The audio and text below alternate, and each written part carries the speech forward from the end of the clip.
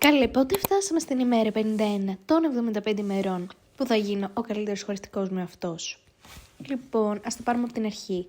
Η μέρα ξεκίνησε με ένα ρόφημα με συμπυκνωμένο τσάι μέσα και ανανά που υποτίθεται σου μειώνει τα υγρά. Τώρα θυμήθηκα να το πιω δεύτερη φορά όσο καιρό το έχω, οπότε τέλος πάντων. Και η μέρα μου, αφού το έκανα τις πρωινές δουλειές, ακολούθησε με πολλά συνεχόμενα μαθήματα.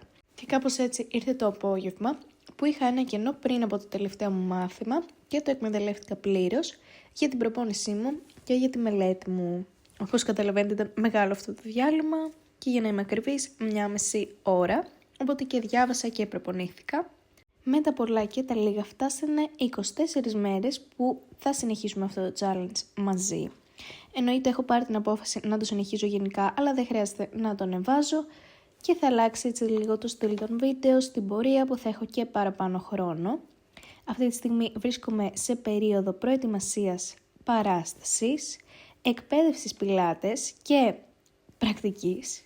Δουλεύω και αρκετές μέρες και ώρες στην εστίαση.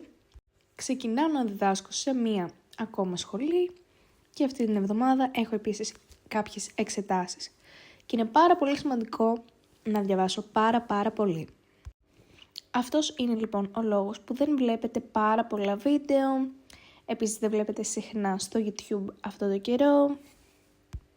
Και να αναφέρω ότι την προηγούμενη εβδομάδα που σας άφησα λίγο, έβγαλα την καινούργια μου ταυτότητα και δίπλωμα οδήγησης. Εδώ πέρα διαβάζω και προσεύχομαι να πάνε όλα όπως τα θέλω και ολοκληρώνω και το τελευταίο μου μάθημα. Η παράσταση είναι στις 29 Ιουνίου και τα λέμε εκεί. Φιλάκια!